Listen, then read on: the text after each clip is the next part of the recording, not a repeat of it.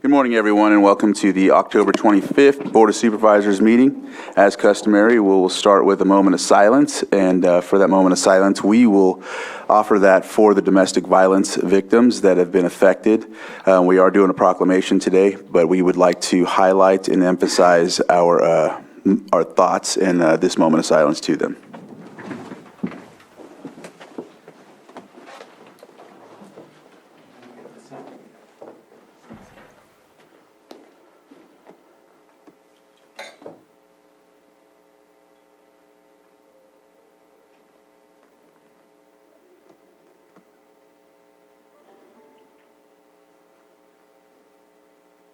All right, Michael Green, can you lead us in the pledge, please? Pledge allegiance to the flag of the United States of America and to the republic for which it stands, one nation, under God, indivisible, with liberty and justice for all. All right. Next item is our number 4, consideration of extra items not appearing on the posted agenda, and it looks like we have 2. We'll start with the 4.1, which is A, consideration of extra item, and B, administer the oath of office to Governor appointed District 4 Supervisor Michael Green. And 4.2 is conference, this is to add to our closed session, conference with legal counsel existing litigation pursuant to Government Code Section 54956.9, Subdivision D1, City of Clear Lake versus County of Lake et al. And so we'll start with 4.1. Yes, CAO. Thank you, Chair. Thank you, Chair. This item has been submitted as an extra item. The justification for this request to consider on this, I was just looking at Sam. The justification for this request is because this item came to our attention subsequent to the posting of the current agenda and must be acted upon before the next regular meeting. Sorry. So let's see, open it up to the public briefly, and then we'll go from there. Is there anyone from the public that would like to speak on this item before we vote on it? Not seeing any or hearing any, I'll bring it back to the board for action. Mr. Chair, I move to approve this as an extra item since it did show up after the posting of the agenda and needs to be acted upon before the next. Second. So I have a motion and a second. All in favor? Aye. Aye. Opposed? And motion carries. We'll do 4.2 before we go right next to that one. And so this one I'll read off one. Well, I already read it off. Should I read it off again, Anita? I don't think so. I can Okay. explain it if your chair is all right with Yes. This is a matter that came up in regard to ongoing litigation. I was notified after 6 p.m. last night, so obviously well after the posting of the agenda, and it is an item that I would strongly urge your board to consider before the November 1 meeting date because it is time sensitive. So I do believe it meets the criteria to allow an extra closed session item. Okay. Comments for the board? All right, I'll open it up to the public. And not seeing any hands up, I'll bring it back to the board for action. Mr. Chair, I move to approve this extra item as it came up after the posting of the agenda and needs to be acted upon before the next. Second. I have a motion and a second. All in favor? Aye. Aye. Opposed? And motion carries. Thank you, Mr. Chair. All right, you're welcome. We'll go ahead and take up 4.1. We'll take up 4.1 immediately, and with that, this extra item is to administer the oath of office to Governor-appointed District 4 Supervisor Michael Green. I know for sure with that, I know, Michael, you wanted to speak beforehand, so I don't know if the board had anything before I call him up, or, no? I don't want to slow it down. Okay. I wanted to start here because this is more familiar. And I hope to end back on this side of the dais someday. A true story, when my mother passed in 2014, we were gathered around the graveside and she had been cremated and we were going to inter her. And I'm speaking very nice words about Mom, and then I stumbled and then I kicked her. I kicked my dead mother's ashes, and she has been haunting me ever since. So if I don't read this today, the haunting will not stop. I do want to say this. My late mother, Carol, was just 31 years old when she wrote this letter to the editor of the Fresno Bee. The year was 1963, and my mother had just appeared before the Fresno County Board of Supervisors, urging them to adopt a redistricting map that better represented minority voters. At the time, she was just a housewife and the mother to 4 children, Diane, 9, my late brother Scott, 7, Michael, myself, 3.5 at the time, and my youngest sister Linda, who just turned 1. After that board meeting, some nosy reporter from the Bee asked Mom what motivation she had for speaking up before the board. And if you'll indulge me a couple minutes, I'd like to read part of the letter that she wrote in response, but never sent. Let me say a little about the things I believe in. I believe that our system of government is the best that has ever existed on earth. I believe that majority rule is essential, but also that any minority has the right to object to any action or decision made by the majority that infringes on their rights. Further, I have great faith in the individual. I believe that any rational individual, given all the facts, she underlined all, can come to a rational decision. Our jury system is based on this premise, as is our system of free elections. I believe that our elected officials are only limited representatives of the will of the majority, and that their position is a revocable privilege, not an inherent right. I believe that any individual who says you can't fight City Hall without having tried has surrendered part of that heritage of a free society and has, in effect, denied the principle of majority rule in favor of the rule of special interests. It is, after all, our city hall or county office, paid for by our taxes, and the people that run it are our elected servants. I have also a very personal reason for my interest in this matter. I have 4 children. They will hopefully grow to maturity in this county. In school, they will study our Constitution and system of laws based on the theories of majority rule and equal justice for all. They will look at local government for specific examples. If what they see in local government does not coincide with what is taught in school, which are they more likely to believe, the theory or the actuality? I would like for my children, and all children in Fresno County, to believe, by example of local government, that the majority does rule, that there is equal justice for all, and that the individual has the right and the responsibility to voice an objection to any condition that is at variance with these principles. These are my motives. My actions, I believe, are consistent with them. Thank you, Mom, and thank you for your example and life lessons. These are my motives too, and may my actions on this board be consistent with them. All right. Now I'm ready. And so, there we go. I think we'll come up and conduct the oath of office. Here? Yeah, we can do it. I think they usually up here, right? Yeah, that's where we were.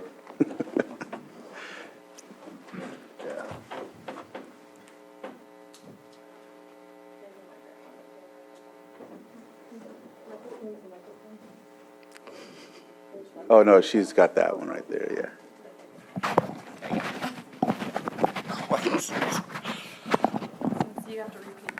We're going to have this stuff in Lakeport. Taking notes. Not there anymore, so it's not like you can decide. So, since you swear you in, swear at you. Would you please raise your right hand and repeat after me? I, Michael Green, I, Michael Green, do solemnly swear do solemnly swear that I will support and defend that I will support and defend the Constitution of the United States the Constitution of the United States and the Constitution of the State of California and the Constitution of the State of California against all enemies, against all enemies, foreign and domestic, foreign and domestic, that I will bear true faith and allegiance that I will bear true faith and allegiance to the Constitution of the United States to the Constitution of the United States and the Constitution of the State of California, and the Constitution of the State of California, and that I take this obligation freely and that I take this obligation freely without any mental reservation without any mental reservation or purpose of evasion, or purpose of evasion, and that I will well and faithfully and that I will well and faithfully discharge the duties discharge the duties upon which I am about to enter. upon which I am about to enter. Thank you.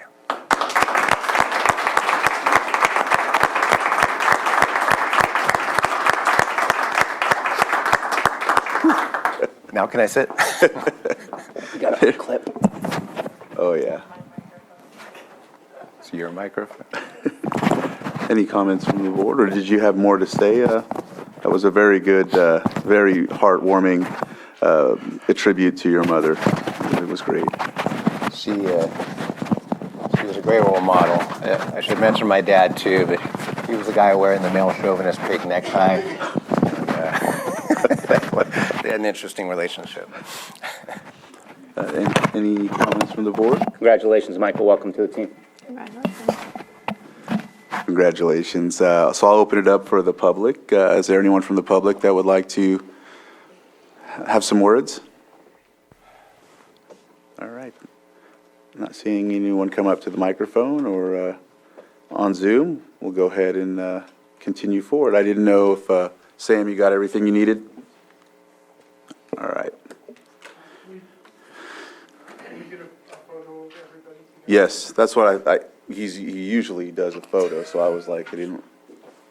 We'll be here. He likes doing it in sequence, and, yeah. So, how can we do this? You want us to stand, or just, this is fine? All right.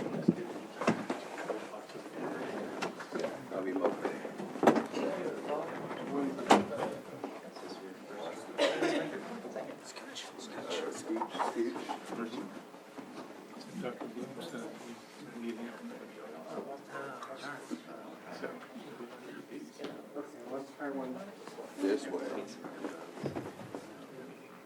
Particularly, using the first spell on Good, thank you very much.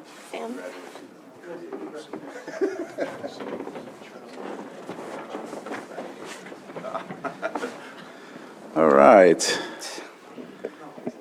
So the 4.2, we will do a closed session at the end of that. And we will continue on with our consent agenda. Consent agenda items are commonly non-controversial items. However, if there's somebody that has a need to pull and discuss further, we will go ahead and pull that item and either discuss it now or a later time. And if there's anyone from the board that would like to pull one at this time? Not seeing any, I'll open it up to the public. Not seeing any online or in Zoom. I'll go ahead and bring it back to the board for action. Mr. Chair, I move that we approve the consent agenda items 5.1 through 5.3. So I have a motion to end a second. All in favor? Aye. Aye. Opposed? Motion carries. All right, timed items, public input. And it looks like we have one public input from Greg Bianchini.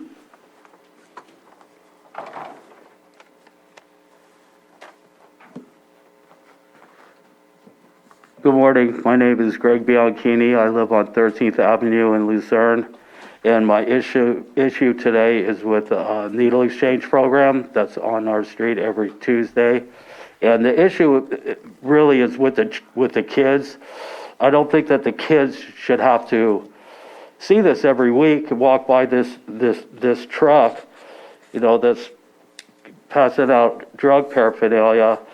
And it's just not safe for the kids. And I'm asking you to ask her to please move to a safe area where there's no children and elderly, just to move to a safe area. I think that's reasonable, and it's just not safe for the kids. I started doing drugs very early in my life, and I understand how serious this is. The kids just don't need to see this. And especially I brought a picture of her truck with their banners that say, "No more drug war, on the side of her truck, and then there's another sign on there that says "Fix with a Friend." I mean, I know what that means. It means get high with a friend. The kids absolutely do not need to see this, and I think that's a reasonable request, just to have her move to a safe spot. And so far I've been here about 9 times now, and I'm just, if you guys could just talk to her and ask her just to move to a safe spot. I think that's reasonable. And I've never, ever, the 9 times I've been here, I've never said to shut this program down. I believe in this program. It could work. I mean, I was a drug user myself, so I understand how it works, but just to have her just decide she could just show up, on a public street where there's, homes with children live there, family members. I mean, some of these people have been there 30, 35, 40 years. I personally, myself, have been there for 9 years, and it's just, something needs to be done. And if you guys could just ask her just to move to a safe spot where there's no kids. I mean, literally, the Tower Mart store, she is set up literally 50 feet away behind the store, and all the kids, well, not all the kids, but I would say most of the kids use that market. They go there, they get their snacks or treats. They shouldn't have to see this program set up there. It's just, every time they do, it's a risk of those kids starting drugs again. I know, because I've been there. I started very young, so. And it's not fair for the parents too. The parents are telling the kids, well, now that on Tuesdays they can't go down to the market. These kids didn't do anything wrong. They've lived. Some of these kids, I've known them their whole lives. Like I said, I've been there for 9 years, and I think that's a reasonable request, just to have her just find a different spot where it's safe, where there's no kids, and she can still help out the drug users. Thank you, Greg. You can come to a wrap. All right. Thanks, you guys. Do you guys want to see this picture of the Johanna sign will grab it. on the truck? Yeah, take a look. Is that a copy, or do you? Actually, it's her picture that I pulled out. So I didn't take this picture. That's Anita's picture. Okay. Did you want us to have it, or did you need it back? I don't need it back. I think you guys need it more than I need it, so. Okay. But anyways, thank you for listening Thank you, to Greg. me today. Thank you. All right. Any other public comment or public input? And I don't see any online. So we will close this item and move on to our 6.2, which is a presentation of proclamation designating the month of October 2022 as Domestic Violence Awareness Month in Lake County. And Vice Chair Pyska will be reading this proclamation. If any folks are here on behalf of this proclamation, please come up and Just a few.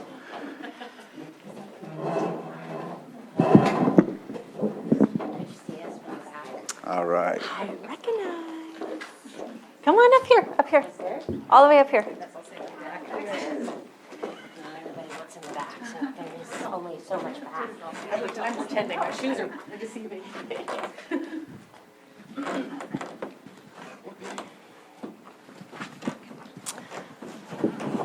Hey, so I appreciate you all coming today.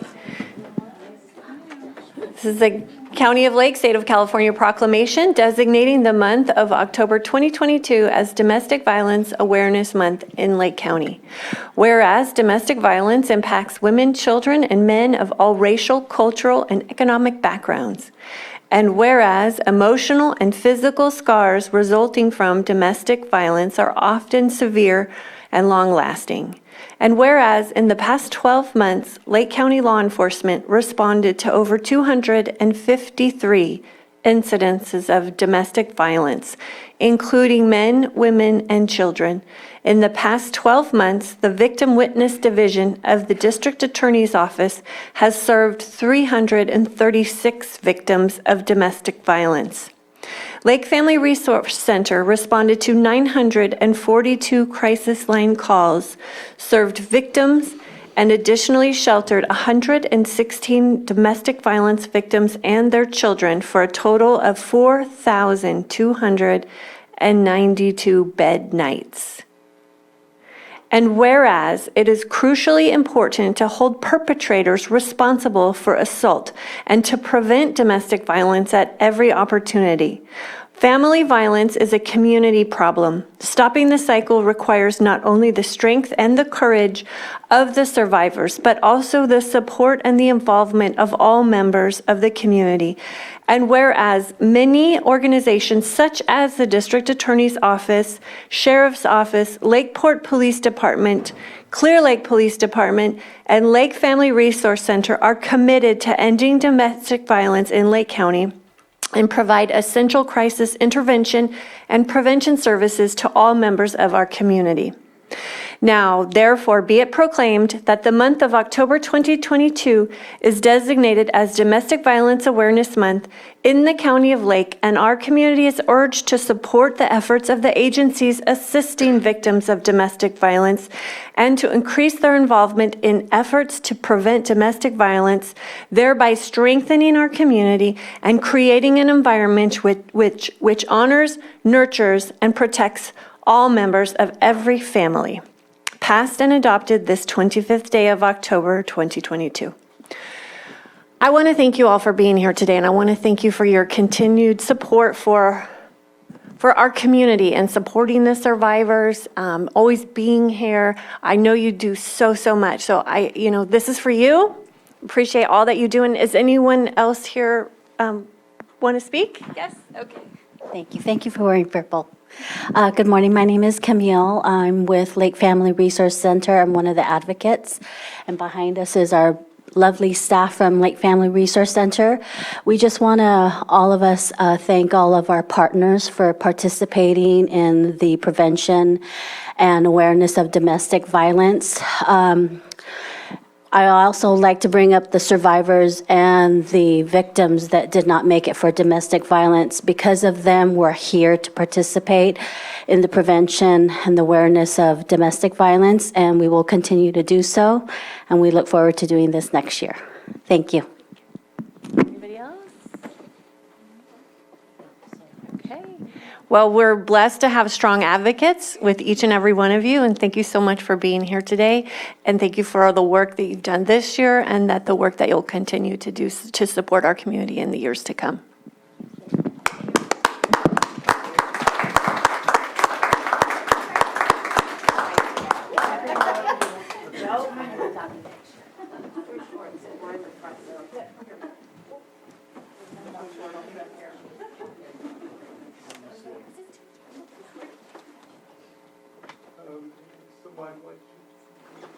Although they want to see you. All right, that, let me see, and maybe take a couple of these. There we go. Oh, yes. Apparently we're in it, so.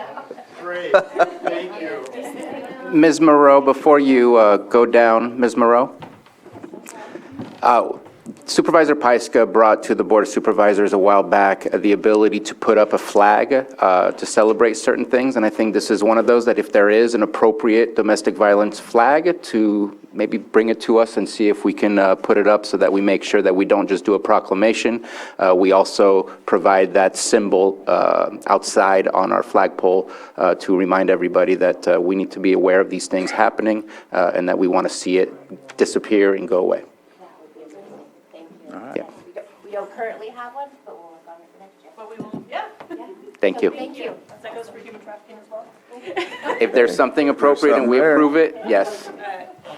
We'll work on our flags. Thank you. Is there anyone else like to speak on behalf of this item?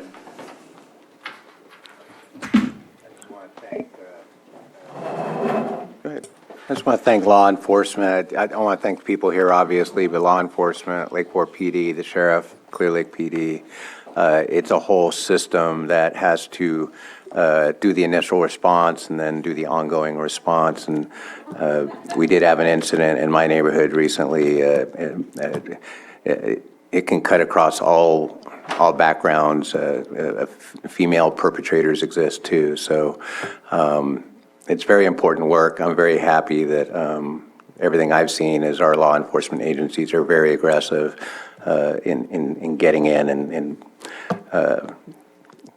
doing an initial response and then all the follow-up they do. So everyone from the law enforcement to the DA to victim witness to the group we just had here, it definitely is an urgent thing in our community, and I am heartened to see the response network is there. Thank you. With that, we'll move on to our next item on the agenda, which are 6.3, presentation of Lake County Health Services Monthly Update. And it looks like we have our Director, Jonathan Portney. Dr. Carl Spohr. And Dr. Carl Spohr. I'm going to give a yeah. overview of this gentleman's accolades. First, I would like to welcome Supervisor Green. We're happy to have you here. Thank you for filling a seat and representing the county, helping us move forward in the much-needed direction with the rest of the Board of Supervisors. And also, I want to give appreciation to those tuning in from the community. I'm happy you're here because your presence here helps not only keep us accountable, but help us move forward in the right direction. Director Portney, would you like to sit up at the table, or are you fine right there? It's up to you. I'm okay. Okay. I'm going to try to keep it short because if I sit down, we could be here till lunch. So every other month, we try to give a public health update to the community. There's a lot to update with a little bit of time. So today, I would like to introduce Dr. Carl Spohr to provide the public health update to address some of the questions that were brought up in previous board meetings around case rate, tier, and other elements around health affecting our community. Without further ado, my name is Jonathan Portney. I'm the director of the Health Services Department, and I'm here today to introduce our interim public health director, Dr. Carl Spohr. Dr. Carl Spohr, your CV and your resume was about 32 pages, so I'm going to try to highlight just a few. Dr. Carl Spohr is a UCSF School of Medicine clinical professor in emergency medicine, UCSF School of Medicine professor at Emirates, and EMS medical director previously and currently in Alameda EMSA. So without further ado, I'd like to introduce the board and the community to our interim public health director, Dr. Carl Spohr. Thank you for the opportunity. Again, congratulations, Supervisor Green. My background is as an emergency physician, and I've been in public emergency departments in New York, New Orleans, and San Francisco for 20 years. Also worked for about 25 years with county governments and EMS and disaster, so I've got that portion of it down pretty well. I'm trying to retire from Alameda County and to my home in Sonoma, where I drove from this morning, so we're fairly local. And my public health background is fairly thin, other than like everyone else, one of you, we all pivoted toward COVID in the last 3 years and did nothing in my entire office toward working with COVID and vaccinations and testing over the last few years. So I've learned quite a bit about public health in that process. I have the capable help of these guys behind me for lots of questions and all the multiple meetings that CDPH seems to do with large frequency and lengthiness. So thank you for this opportunity. So with that background, I'm interim, and we'll see how that goes. And I know that you're doing a search, and good luck on that. I hope that you find a good public health officer that's local and will be able to help you full-time. But between now and then, I'm here to serve with you. I'm going to be very brief about our public health response, and anything more, we'll probably need some help from Jonathan. But as you recognize right now, COVID is waning at this moment. It's low. We're very fortunate. We should knock on wood or formica, and we'll see how that goes. We're concerned about a wave this year. I looked yesterday in my Walgreens to try to get an appointment to get my booster, and it's 5 days out before the first appointment. So people seem to be getting it, and that's what we would recommend everyone to do. Also, to go ahead and access your flu vaccine at the same time. We are low, considered in the state of DPH standards, and we're not required masking at this point, and we'll see how that changes over time. Influenza will be an issue we worry about. We haven't had any other significant variants coming from the East Coast or from Europe, but we expect probably an increase this winter as everyone gathers for the holidays. Other diseases seem to be under reasonable control at this point. We've had this one episode where we looked at the wastewater treatment monitoring of COVID. We had like a 10% increase in one of the 3 wastewater treatments. We'll watch that, see where that goes, and see if there's a trend. I'd be happy to take any questions that you have. Not seeing any questions. It's Supervisor? just really nice to meet you. Oh, good. And it's nice to be here. I think being here in person is always very, very useful. Yeah, appreciate you coming. Okay. Supervisor Sabatier, and then... I just wanted to state that I keep track of all the data from CDPH Yeah, coming out. good for you. We've been looking really good for a while, Yes. which is helpful not just in what's going on, but our schools with teachers not having to leave and having no substitutes, with every business to not have to be out for 5 days or more.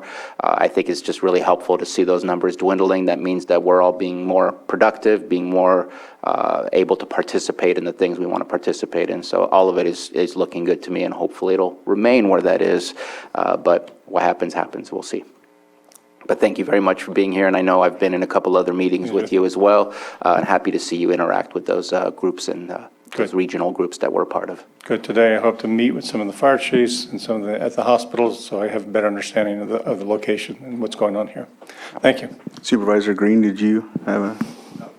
Yeah, just very welcome, and not today, and you're interim, and I don't necessarily want to dump any homework on you, and of course, the board has to have consensus, but I just came up from line staff. I work in county workplaces. This is a county workplace, too. I'm interested, as this evolves, and I know COVID-19 not your primary thing, but somewhere between shutdown and total open and low to high to medium risk, there's some evolving understanding of aerosol transmissible diseases and how we can harden our workplaces, through increased ventilation, through kind of distancing of work sites and stuff like that. I'm interested to hear about that stuff as that information filters in, just because we're going to be constantly evolving our own workplace practices, downsizing, upsizing. But I think the one thing I haven't heard yet is kind of some understanding of how we can create better, more resilient workplaces in terms of ATDs. So that's a particular interest of mine, and I'm just would love to hear some additional information about that if it ever filters down from CDPH or wherever you guys get your info from. Thank you, Supervisor. Thank you. I do have another question. I had pulled the COVID-19 public health emergency, and I know that our governor is planning ahead of time to go ahead and cancel that in February. I don't know if there's some ifs, ands, or buts that are aligned with that. Is it conditional? We'll find out in February if it is or not. But just kind of curious as to your thoughts on our continuing that. We still have our sheriff's emergency, which is allows us to continue the financial aspect of it. I see the public health portion of it as being giving us a capability to create our own rules and mandates and regulations, which we have none. And at one point, we just said we're aligning with the states, which now the state is aligning a little bit more with CDC. Everything's just getting looser and looser. What would your professional suggestion be? Is it necessary to keep it? Is it not a necessary tool at this moment in time since it hasn't been used for over 6 months? Just kind of curious since we had the conversation and you weren't available for that part of the conversation. I think that actually working with the CDC and the CDPH guidelines is probably where we should go in the future. Early on in this pandemic, CDC was always like about 4 months behind. And we had to make things up along the way. That was very problematic. And then they came around and we had to rejigger it the third time. So sticking with other August resources is probably useful. And so I think you have an existing local emergency and you're probably going to need to rescind that soon, or think about how we would manage that between now and February. Okay. All right. With that, thank you, Dr. Swore. Welcome aboard for coming in and helping us out. And I'll open it up to the public briefly. I do have one more. Sure. I just wanted to go back to Mr. Portney. Since there was a comment made in the public comment about the syringe exchange program, and I know that you brought to us a conversation about the syringe exchange program. There's been some work in the background about an MOU or a contract to try to enhance the relationship or the ability to maybe manage that relationship. Do we know where we're at with that at this moment in time? Thank you for the question, and the MOU is still pending, and due to staff turnover, the process is in development. On November 11th, we have our Director of Nursing starting, who's going to be able to provide better oversight and management of clean needle exchange programs or syringe exchange programs. So it is still pending, and after review and onboarding of the Director of Nursing, we'll be able to report back with our success. Thank you. All right. Just making sure. If there's anyone from the public that would like to comment, and it looks like we have somebody.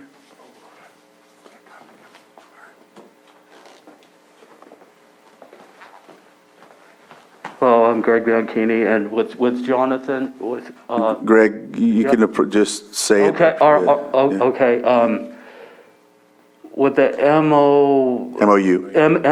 MOU, I'm not sure really what that is, but maybe I could meet with you at some point with the needle exchange program. I Absolutely. can do that. So, The door is thank- always open, and I'll be at the office all afternoon. By all means, come through. Okay. The idea of around an MOU is it's a memorandum of understanding, and it's somewhat like a mutual aid agreement where we set roles and expectations around a potential collaborative working relationship so that we can accomplish goals and objectives together. But by all means, come by the health department. I would like to hear your ideas around Okay. how we can make not only our department, but the system stronger. So there isn't an MOU in, Pending. MOU. right now, though, with any positive change? There is not. Wow, okay. All right, thank you. Thank you. Come on up and state your name for the record. I see you have a, come on up.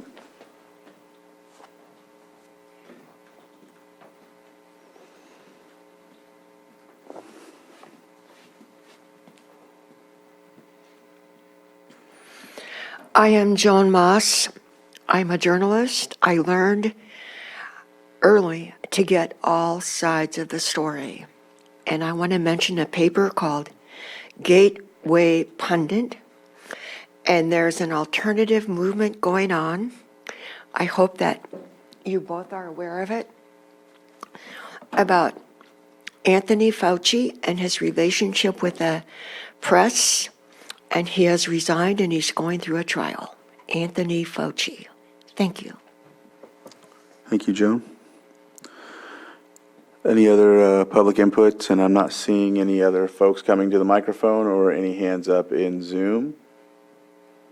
So I will close this item as it is a report. And so with that, thank you very much. Welcome aboard again, Dr. Swore, and thank you for giving us that update.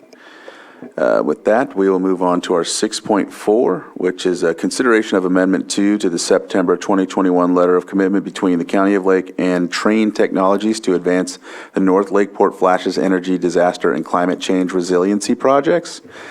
It looks like we'll give this over to CAO Parker and Deputy CAO Officer Matthew Rothstein.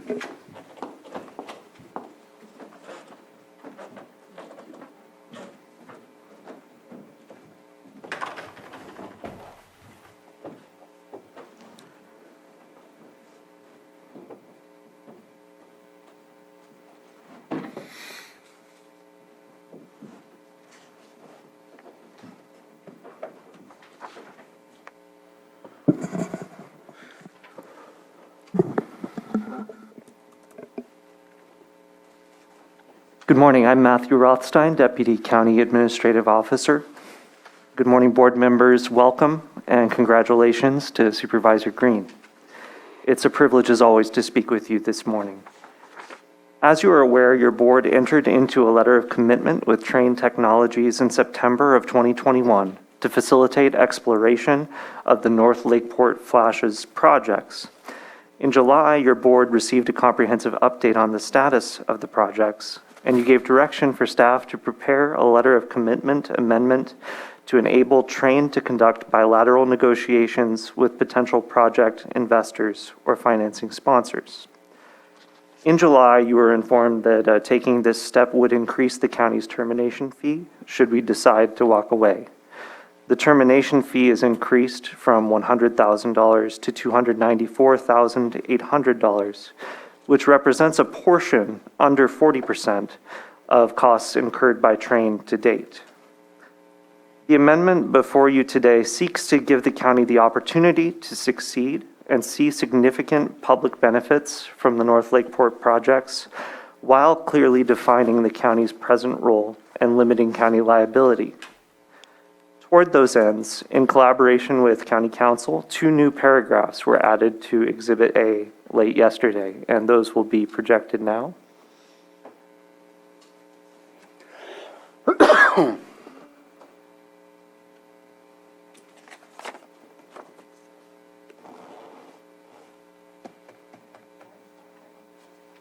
Pages 4 and 5. Under Section 3, Land Use Fee, the following language has been added. In consideration for the county's agreement to lease county property for development of the North Lakeport projects, the parties hereto understand and agree that in addition to the payment of an annual fee as described herein below, the county anticipates the realization of certain public benefits, including, but not limited to, increased wildfire resiliency, including benefits detailed in Section 4, which is also viewable in the agreement, increased energy resiliency, including the capacity for the project to serve as a microgrid for Lake County communities and critical facilities, reduced dependence on diesel backup generation, and revenue to support other public service needs. The payment of the annual fee shall be subject to the following terms and conditions, and those conditions are as described as was previously in the amendment as posted with your agenda. I'll give you a moment to look at that and also Section 4.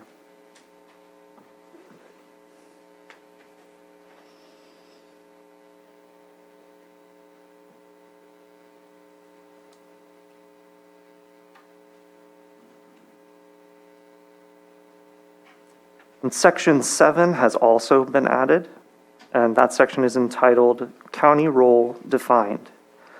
The parties hereto understand and agree the county's present role in any potential development of the North Lakeport projects is making county-owned property available to achieve certain public benefits, including but not limited to those described above in Section 3 of this exhibit. There is presently no expectation the county will play a more active role in the ownership and operation of this project. The county, however, reserves the right to take a more active role at a later date should the parties agree it is beneficial for specified purposes and the county determines it is in the public interest to do so. In a few moments, to provide background for you and the public, Michael Day of Train will present a high-level summary of these projects. But before we get into that presentation, I want to define the step that is before your board today. The county is contemplating making county property available for development of these projects with the expectation of realizing certain benefits, increased energy and wildfire resiliency, and county revenue. These projects have the potential to serve as a microgrid for Lake County communities and critical infrastructure, and this includes the jail, emergency operations center, and potentially Sutter Lakeside Hospital. That potential is truly exciting. And Train is also representing it is reasonable to expect a financing sponsor will have interest in investing about $150 million in Lake County to develop these projects and provide public benefits, including county revenue. We had previously anticipated, as you'll recall, hosting a presentation item or workshop to further discuss criteria for a financing sponsor.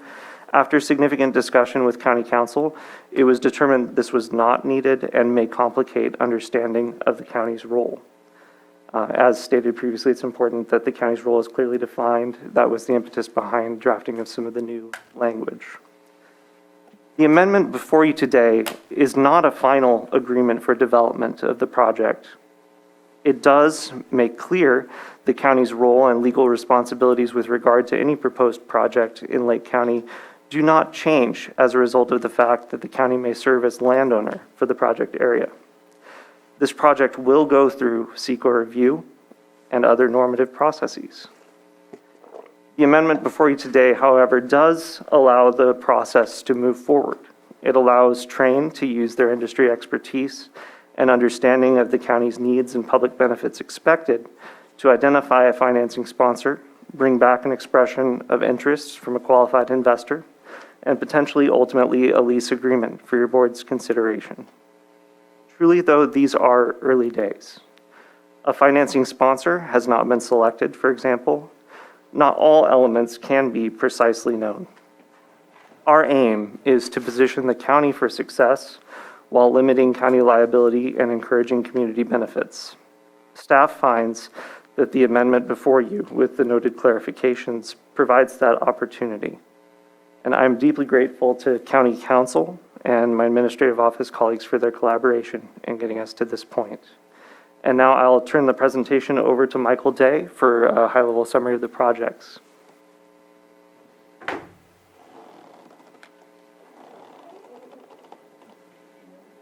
Center? Yes.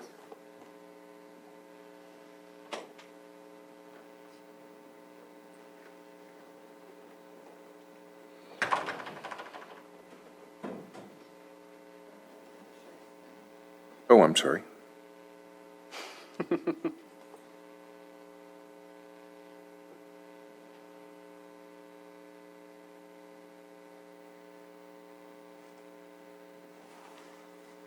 Sorry about that. Good morning, supervisors, county staff, folks from the public. I'm Michael Day. I'm with Train Comprehensive Solutions. Wanted to go through a couple of items here today. First off was a quick recap, not just for Supervisor Green, welcome aboard, but also for anybody who may be new to this. The genesis of this was in January of 2020, when the county released actually a request for qualifications in January 2020. It was a rather extensive process and review that resulted with Train's selection and validation by this board in July of 2021.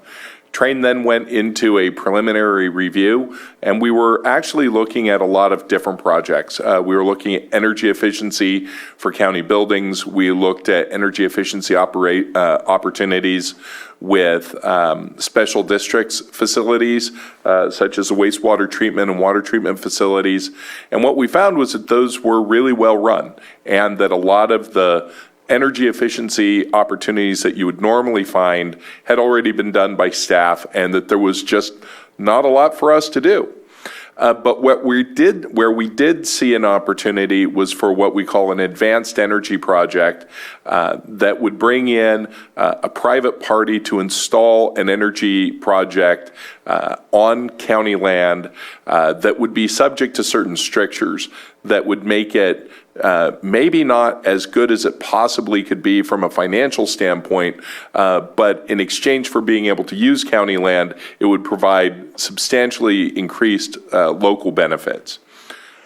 We took a look at that in our preliminary report. It looked as if it was viable, and we came back to this board in September of last year to ask for your permission to start going after grants and really to do additional investment into that concept. As we related in July, we've been able to be successful on most of the fronts on this. The project looks to be technically viable. The project looks to be economically viable. We've done initial environmental surveys. We've done initial engineering work. We've looked at the soils. We've looked at a lot of different things, and this project looks good. The next step is for us to take it out to the investing public and to find a good fit for Lake County. And so that is where we are. As discussed long ago, when we get to a letter of commitment, and this is actually our second amendment to the letter of commitment, there are three potential outcomes from an LOC. The first one is that the project fails to meet the goals for any reason. If we run into a tiger salamander habitat, that means that it just can't be done under CEQA, and the project fails, then the project fails, and there's no cost or obligation to the district. That risk is on Train and eventually on our financing sponsor if you move forward with one. The second option is that the project meets goals, moves forward to a definitive agreement. At that point, this letter of commitment is superseded by the agreement. It moves forward into construction, and there's no cost or obligation from the county towards Train at that point because it's been superseded by what's in effect a successful agreement. The third version is that if we get to the end of this process and the project works, we've met the goals, and we've brought back investors that are willing to do so, and the county then changes its mind, in essence, and decides not to move forward with the project, at that point there would be that's when the termination fee would apply and would be paid to Train. At this point, we've looked at it. As Matthew mentioned, we have had a considerable amount of interest from the investment public, and we're ready to start taking it to investors, going through that due diligence process, and bringing you a term sheet. All right. Ms. Grant? Thank you, Mr. Chair. Whenever I hear my name mentioned, I always feel like I should speak a bit. The LOC fee is described in Section 4 of the main agreement, and as you'll see, it's been increased from $100,000 to $294,800 because of the occurrence of the triggering event. That would be the county's obligation if for some reason you just arbitrarily determine to terminate your association at this point. You'll see under number 6 that I have added a section that relates to environmental review. As your board well knows, environmental review is always discretionary. But as your board also knows, you don't take your constitutional land use authority lightly, and no agreement can appropriately co-opt your authority to act in your quasi-judicial capacity in consideration of a land use matter. So that addresses that. Also, I would just say the language that's been added is just simply to address the fact that there are a number of unknowns. At this point, the administrative staff has all good reason, I'm sure, to advance the project. It could be a huge success for the county, but there's still a lot of unknowns in terms of who's doing what when, if the county is going to be asked for additional obligations. So this agreement is now fashioned in such a way that it goes step by step by step, rather than, you've heard the expression, don't bite off more than you can chew. This is so that your board sees each step as it happens. You can assess the circumstances as it happens. And it gives you a bit more flexibility, and it protects the county from any vague terms which could certainly significantly increase the potential for liability. So that's the legal portion of this. All right, thank you for that. Supervisor Sabatier? So some of these questions are rhetorical, but I'm going to ask them anyways. At this moment, we would be looking at $294,000 or whatever it was, $800. If things go awry because it doesn't work, we owe nothing at that point. So the relationship breaks and there's no liability on us. We're looking to use our land, county land. Is there land that we need to acquire? I know I'm seeing letters here from neighbors at least that are talking about easements or things like that.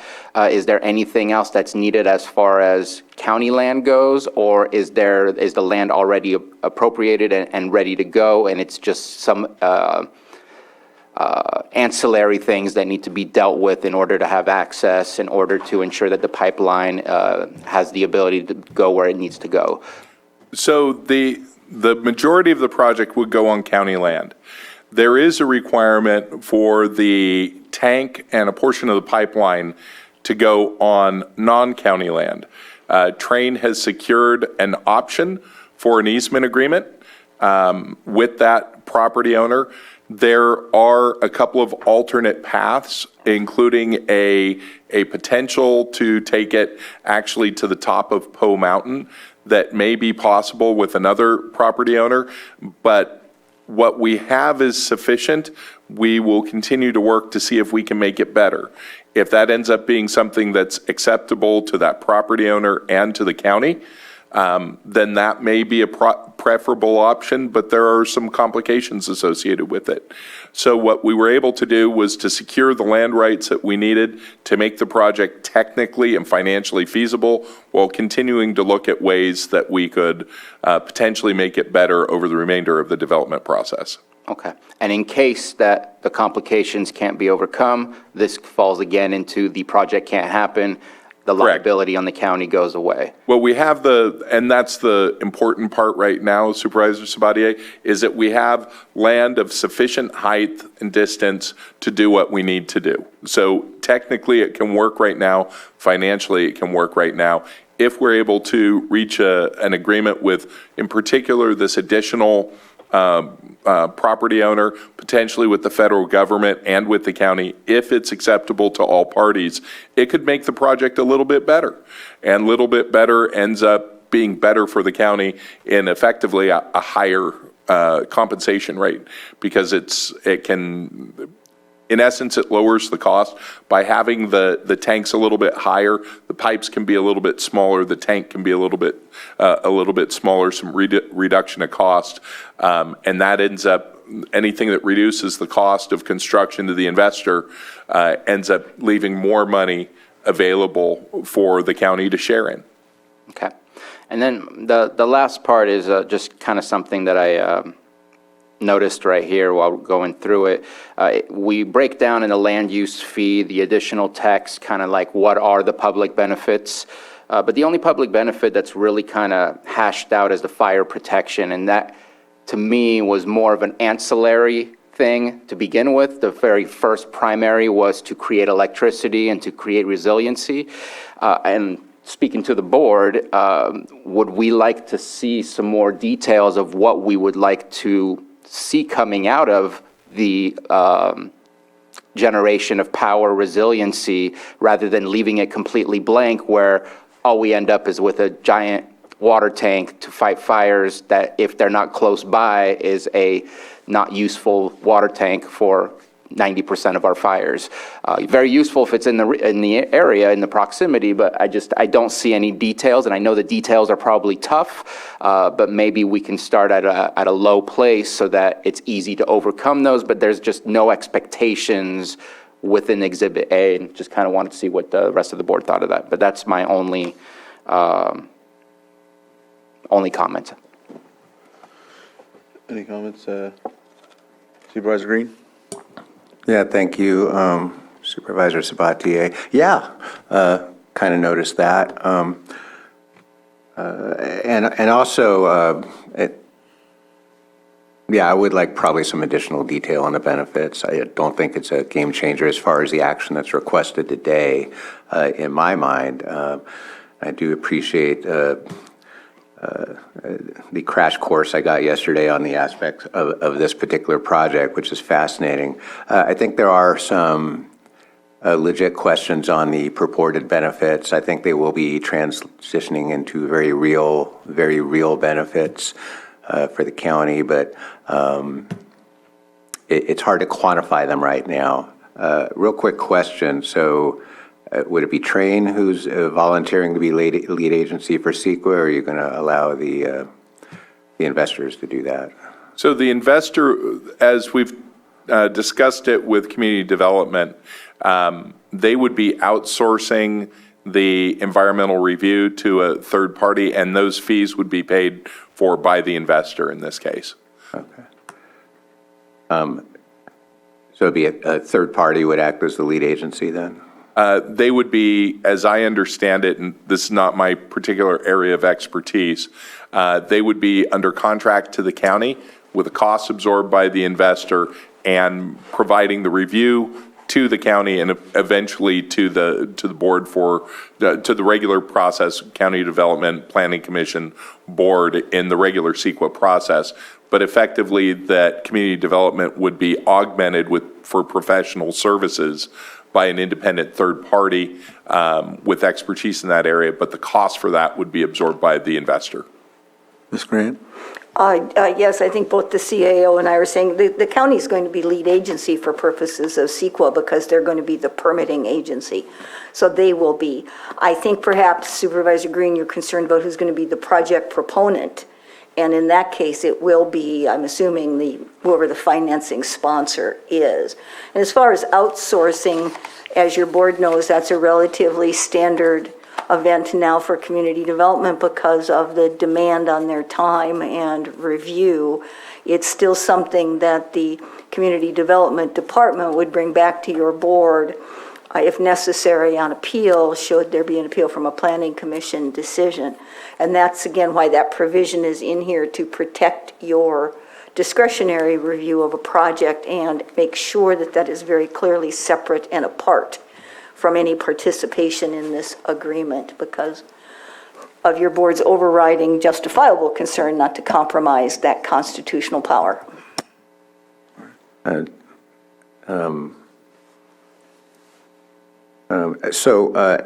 And I know we're very early in the planning process, so I'm not trying to lock everything down, but I do think some additional detail of the public benefits would be helpful.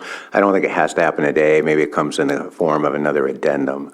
But part of it is, one, I think if we have a better picture of those purported benefits and how they actually connect. For example, we're talking about flushing the tank in Wildfire and somehow connecting up to North Lakeport through the CSD. Well, I need to hear from the CSD, and I think it's actually managed by the city of Lakeport. So it is a county CSD, but I think the city actually helps with the pipes and stuff like that. So I think for purposes of CEQA analysis and also our analysis of public benefit, it would be helpful in the future to have a better idea of the tie-in of these emergency water supplies to the district most likely to benefit, North Lakeport.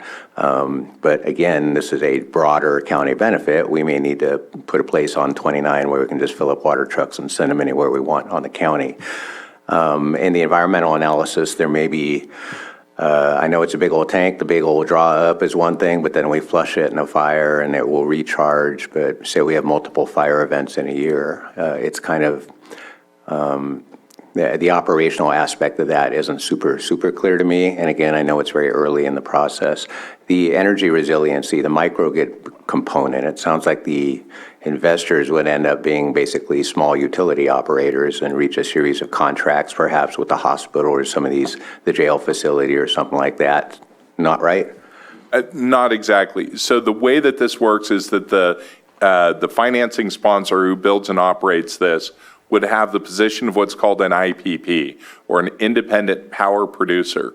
In normal operation, they would be exporting their power to what's called an off-taker, or their counterparty in a contract called a power purchase agreement.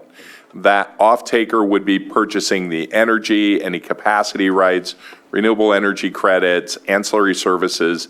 They'd get the normal operation of that. They would be scheduling its operation on a day-to-day basis. However, in case of dark sky conditions where the Hartley and Upper Lake substations are somehow isolated from the remainder of the grid, in that case, PG&E as a distribution system operator would take over the operation and dispatch of the system.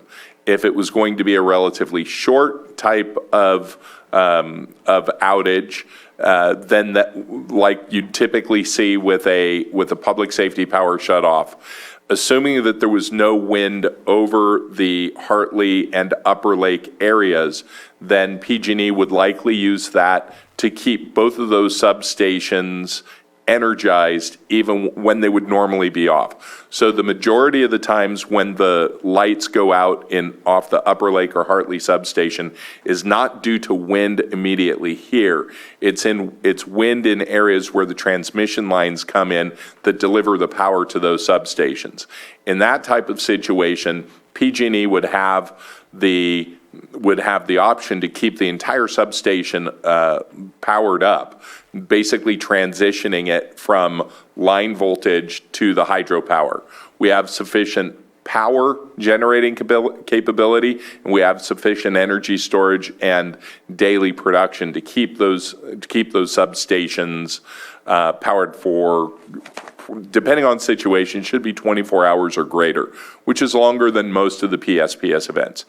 If, however, it was going to be a longer outage, whether it was, say, a mudslide takes out a transmission line or something terrible happens, then in that case, the distribution system operator would have the ability to revert to what's mentioned in here as the critical infrastructure, which again is Northwest Wastewater Treatment Plant, jail, County Emergency Operations, Sutter Lakeside Hospital. And they would be able to carry that for a considerably longer period of time before you'd need to start firing up the diesel generators. Those decisions on how to operate it have to reside with the distribution system operator, which is PG&E. Lastly, with regards to billing, because that system is basically taking the place, in loco parentis, if you will, for PG&E's normal supply system, it would be running through PG&E's meter. PG&E would be billing those customers like they would normally be billing them, where the customer doesn't really know where their electricity is coming from. In this case, instead of it coming from PG&E's normal procurement system, it'd be coming from this hydropower, and that's where PG&E would be compensating the financial sponsor when they're in these microgrid roles. They'd be paying them for the use of it, but the bills that the ratepayers would see would be their normal PG&E bills because the electricity is coming through the PG&E meter. So quick follow-up question then. Sure. So the big chunk of change the county's going to get from the property lease, and there will be a purported community benefit in having electricity when we need it during these critical events. But to the extent some of that emergency power gets juiced over to county facilities, the county's still going to be on the hook for the normal, we're still going to pay for that electricity, right? You're still going to pay for that electricity. Your meter would turn like your meter would normally turn. It's just the source of the meter coming into that power would be coming from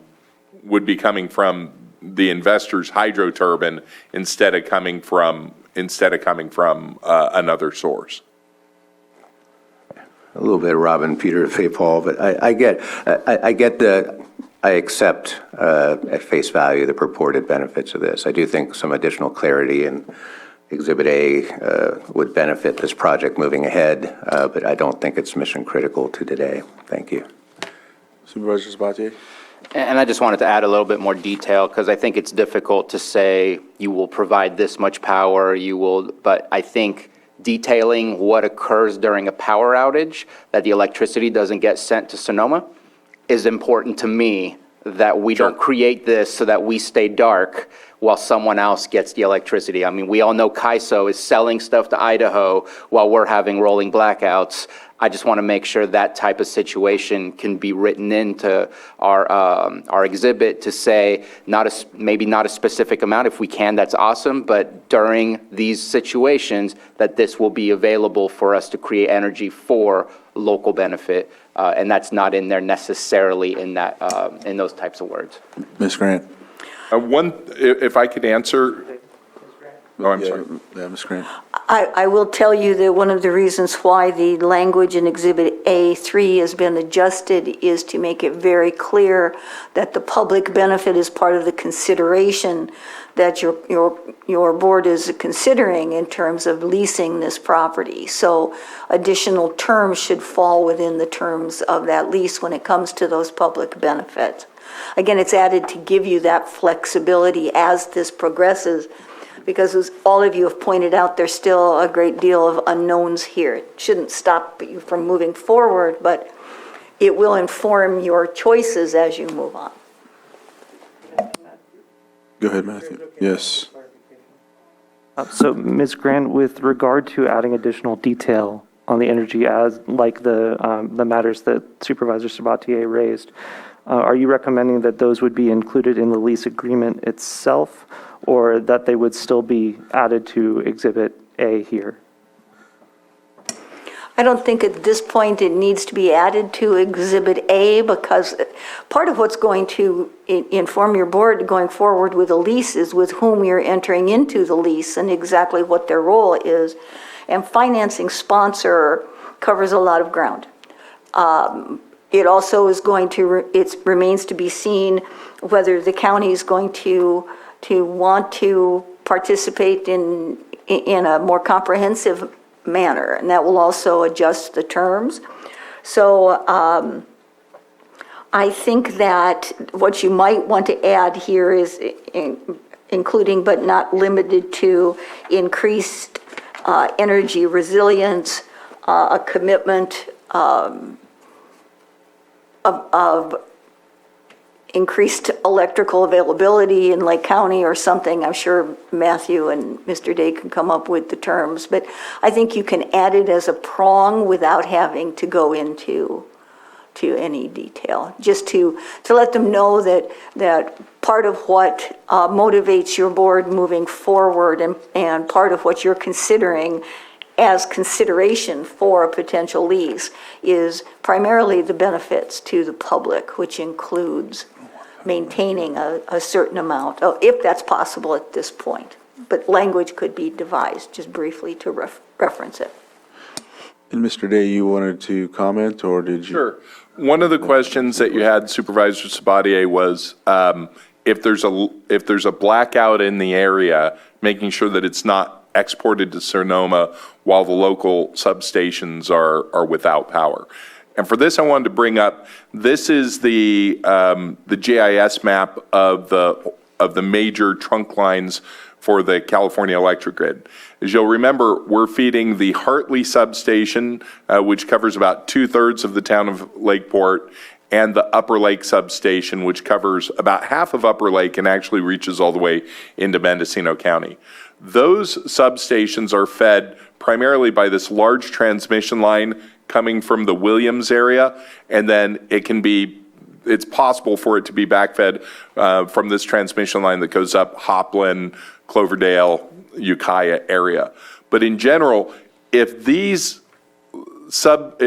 transmission lines are shut down, which is what produces a local electrical shutdown in most cases, then there's no way for the electricity to get out of here.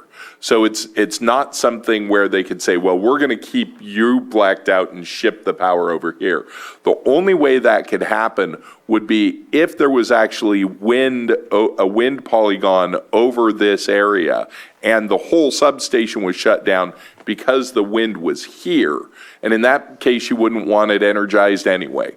So just the nature of the fact, if we were going to the distribution system, if we were intertying on the distribution system, then what you're talking about would be a real consideration.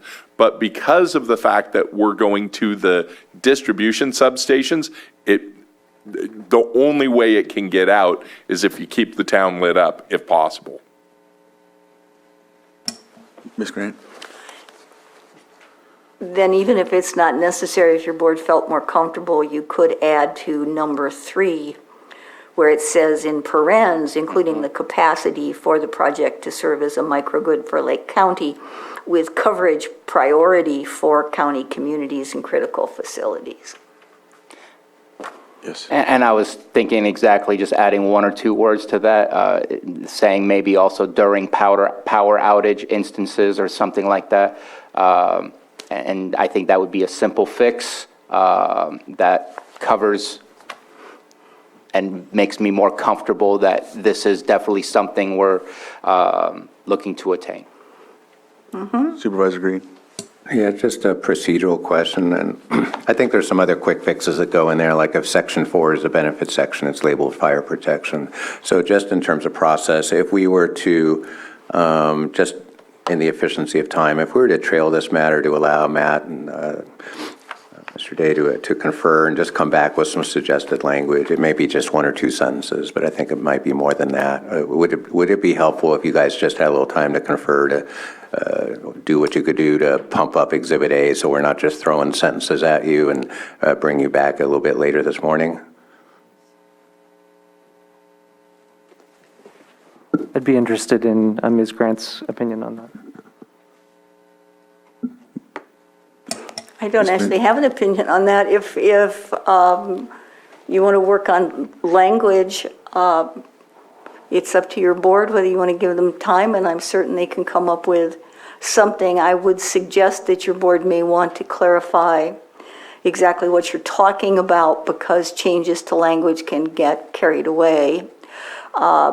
So you've mentioned essentially for number 3 that including the capacity for the project to serve as a microgrid for Lake County with coverage priority for county communities and critical facilities during times of power outages. And I'm good on that. Yeah, I appreciate the flexibility that this letter of commitment has in Exhibit A. I think the details here in item 3 are appropriate, but I think it's time to move forward, and more details can be hammered out in the lease agreement when we get to that point. If you do have, however, suggestions for number 4, fire protection, you may want to indicate to both Matthew and Michael what language you'd like to shore up, just so that they don't overshoot or undershoot whatever is. All right.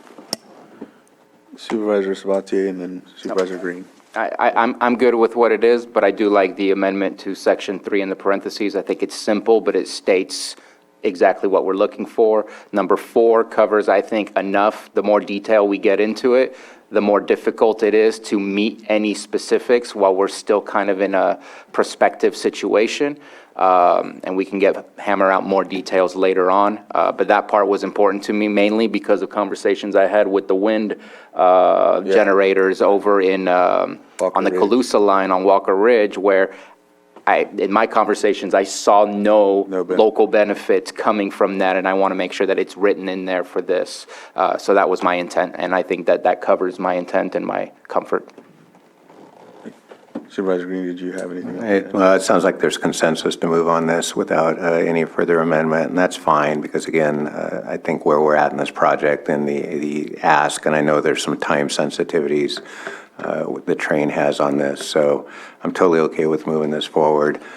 But I do think as this project moves forward again, when it comes back again, when we are talking about leases or another addition, better defining the downstream stuff, the connection to the North Lakeport CSD, how these microgrids are going to work. You mentioned 2 very different situations, so I think being able to better define the resiliency as far as energy, I think, is definitely going to help move this forward, not just for the county, but for your investors. So thank you. And just a quick next step question. What does your potential timeline looks like in coming back to us, getting investors and whatnot? Is there a timeline already kind of set in line or in mind? Well, it's somewhat complex in that I think that it's certainly our goal to bring a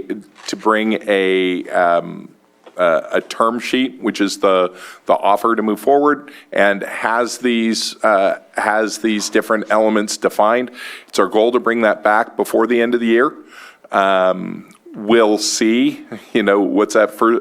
No battle plan survives first contact with the enemy. And to be honest, this is the first of the projects that we're working on that'll reach this stage. So there is some uncertainty there.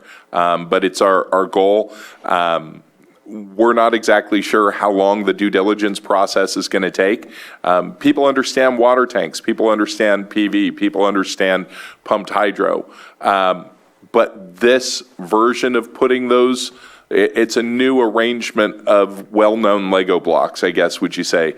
So it'll remains to be seen how long that due diligence is going to take. I can tell you that there's a lot of interest.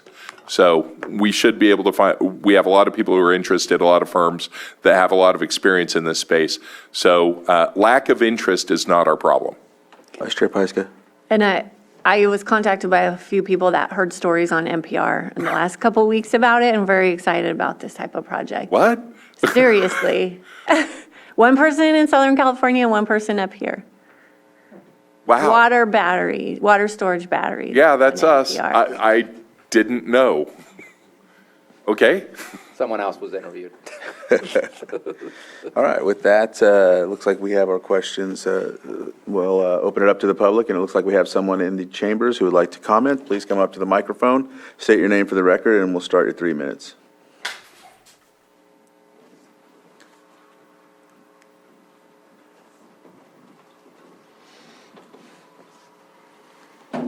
Joan Moss, member of the public. I am looking at all my papers that I have not thrown away, and I have something very interesting. Community experiences and perceptions of geothermal venting and emergency preparedness in Lake County, California.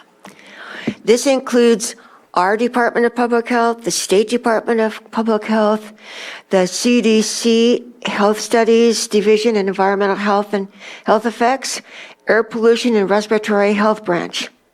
Granted, this is from 2012. But when I am recently a member of the Biohazard Research Committee looking at hazards in Lake County that need to be addressed in case of an emergency. And I'd like someone to make a copy of this so I can keep what I have. We have never heard this, what these people are telling us about the vents and the hazards in Lake County. And I would like, I only have 3 minutes.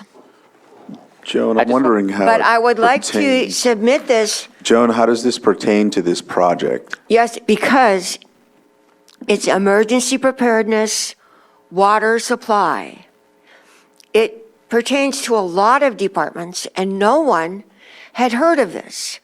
This was accomplished back in 2012, and it questions a lot of things. It So I questions think, the Joan, I vents. think that's a document maybe you can submit to administration. They'll make a copy. When we get further in the process, we'll look at it. Yeah, Or they'll look at it and add I hope you can make a it to copy of the, this for when you go through the environmental questions, that's because you what need we'll to do. answer it. Thank you, Matthew, thank you. Thank you, Joan. Are there any other public comments in regard to this item on the agenda? I'm not seeing anyone in the chambers. And I'll bring it back to the board, close public input, and we'll go from there. There's nothing further. Honorable Chair, I move we approve Amendment 2 to the September 2021 Letter of Commitment between the County of Lake and Train Technologies to advance the North Lakeport Flashes Energy Disaster and Climate Change Resiliency projects. Second, With amendments or with not? amendments, yeah, As amended. as amended. Because yes, as amended. Thank you. And the Second. second. So I have a motion and a second. All in favor? Aye. Aye. Opposed? Motion carries. Thank you very much, Mr. Day, Mr. Rothstein. I keep saying Rothstein, so I apologize. We learn. And Doug, thank you for making the trip out as well. So with that, we will take a short break. Oh, Time's up. yep, it's my time. time. My time's up. So we'll take a short break, come back at 10:30, and we'll go from there on the next item on the agenda. All right.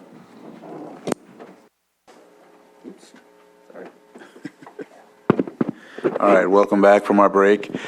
We'll move on to our 6.5 public hearing, consideration of proposed rezone RZ 22-01 and general plan amendment GPA 22-01. Applicant is Valerie Peng. Project located at 11377 Highway 29, Lower Lake, APN 049-300-02.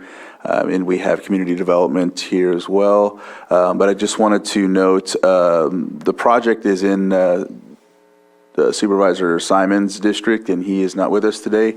Commonly, I know as the board, we usually continue this for when he's at a date where he can be here to address this item. However, I know this is a public hearing, so wanted to see if there was any comments or anyone here would like to speak on behalf of this item before we make a decision to move it to a later date and go from there. Yes, ma'am, come on up.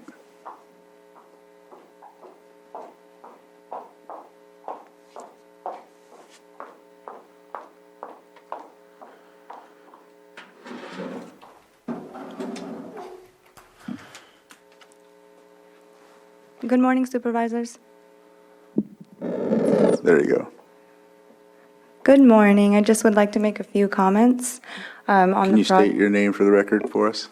My name is Valerie Peng, and the project is basically a rezone to develop a dispensary in the future. Basically, with the commissioners, I did a presentation on vertical integration the last time I was here, and have been kind of involved in the Cannabis Task Force and the Cannabis Program Task Force that they have going on, which it is now the vision and mission to support fully vertically integrated cannabis businesses. So this project would give me the opportunity to basically be fully vertically integrated in Lake County, rather than have other pieces of my business in other counties, so that Lake can really benefit from the tax all the way through, and the community can also benefit from having access. I would also like to state that I am I've been in Lake County for around 35 years, and I've been working really hard towards creating a really strong cannabis business. And I've been pretty successful in that. And vertical integration does not only need actual physical businesses, but it also needs brand assets to Lake County to increase the vibration of the cannabis industry in general as a whole.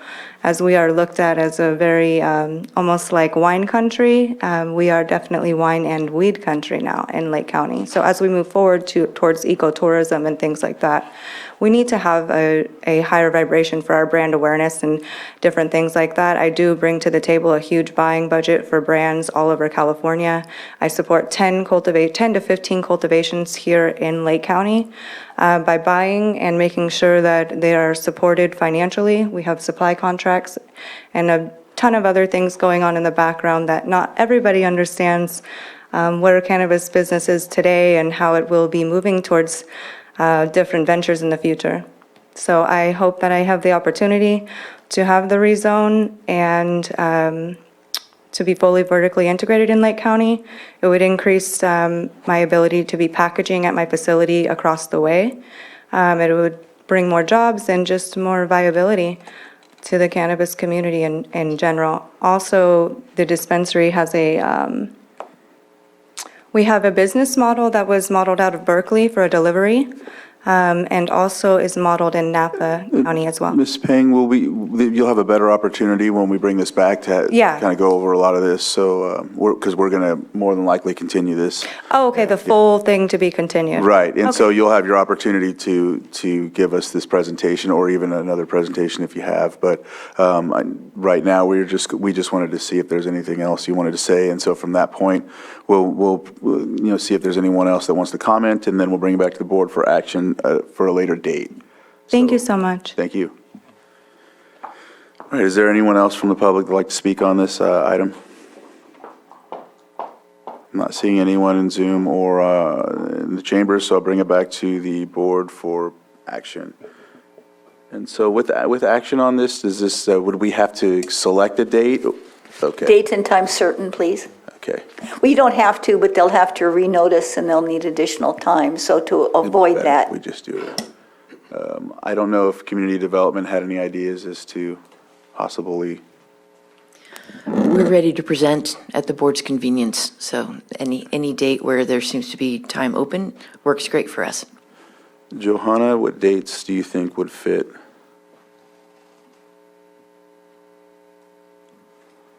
We can do it next week if that works for everybody at 10:30.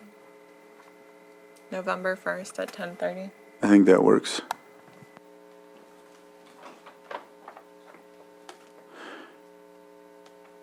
And then what I'm thinking about is the supervisor, Moak, potentially with the given situation, if he may not be able to come to the next meeting. So I'm thinking about that, just as you said that, I thought about it, and I'm thinking that it might need another week, just in case. And the only, it just clicked in my mind. Supervisor Spatier? Is it possible to put it on for the following week, find out as soon as possible, and if it doesn't happen, we can just do this again to continue it? That way we can get to a conclusion if it's possible next week? So do the first, just in case? Why don't we just plan for the 8th? The 8th? If there's time and that gives him. Yeah. Johanna, is that a good date? The 8th at 10:30, does that work? Okay. Okay. Does that work? Okay, so we'll do the 8th at 10:30. That gives us the time to ensure that, we'll have Supervisor Simon here as well, so, yeah. All right. Ms. Grant, go ahead, I'm sorry. Did you do a motion that I missed? Not yet, but we will. Mr. Chair, I move to continue this public hearing to November 8th at 10:30 a.m. Second. I have a motion and a second. All in favor? Aye.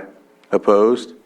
And motion carries. We will conduct this item on November 8th at 10:30. Thank you very much, Community Development Department. And ma'am, thank you for coming out. We'll see you on the 8th at 10:30. All right. That covers our timed items for today. Any preference, CAO Parker, on which way we go here? No, the next two items are mine, so. Okay, so let's go with 7.2, consideration of restructuring the administrative office to include positions specifically focused on economic development and housing. CAO Parker. Yes, thank you, Chair. As you may recall, during the budget hearings, I was given direction to look into the possibility of developing a housing and economic development division. Upon reviewing our structure and a pending vacancy and a current vacancy, I recommend the following. We convert the tax administrator position and the part-time position formerly held by Michelle Scully into a full-time DCAO, Deputy County Administrative Officer, and over housing, and then there would be a management analyst supporting that person, and that would be someone that's currently within our department who will be reassigned to those duties. The second part of it is for the economic development programs, would be a new position, or actually I did it the opposite way. One would be a new position that would look at helping to develop the economic development strategic plan and all that entails, and also an administrative analyst to support that program. So it'd be 4 positions, 2 are dedicated to housing and 2 are dedicated to economic development. The one with the conversion of the tax administrative position cannot begin until January. So I did make a recommendation for housing to start first, but of course I will defer to the board.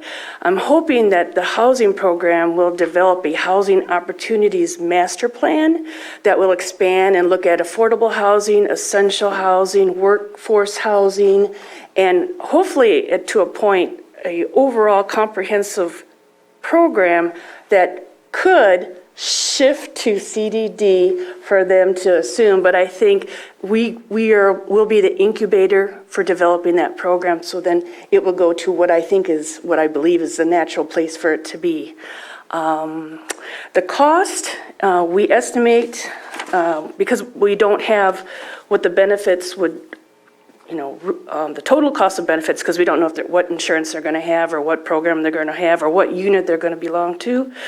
We estimated about $219,000 $1,827 plus benefits. That does include, supplies and desks and computers and training.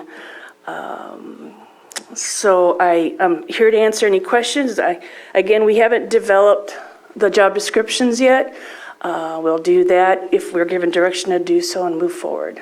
And we also are currently developing the scope of work for the Economic Development Strategic Plan to go out. And hopefully we'll have that released before we hire this person, so they'll have something to work with. Vice Chair Pyska? Yes. I Oh, think, sorry. yeah, I'm excited to have these positions allocated to do the work that we've prioritized for a while now, and funding sources that we've been working on for a while now, too. So very, very excited, very supportive of this. I just have a question about the housing plan. We do have housing programs in different departments and with social services. So I'm wondering, is this going to finally bring all the housing programs together eventually? That is the goal eventually. And I think initially we'll start, because that'll be part of the comprehensive plan. And I know Ms. Turner's here, and I know we have been discussing this for about 2 to 3 weeks. So I'd be more than, if you'd like to, I'm sorry, Chair.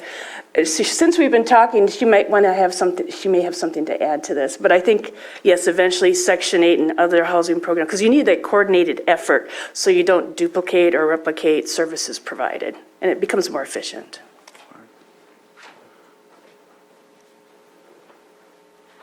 Mireya Turner, Community Development. This is really exciting. We definitely need the housing. We have had discussions, and I actually have an appointment to speak with the Social Services Director this week regarding the Section 8 or the Housing Commission. I recently was completing a survey for RCRC about housing, and ended up having a great discussion about the limitations for our Housing Commission right now because of their current position within the Social Services Department. And there is just a lot more we could be doing. So we hopefully will be working in tandem. This incubator is awesome, and then eventually it'll all come back together. Supervisor Sabatier?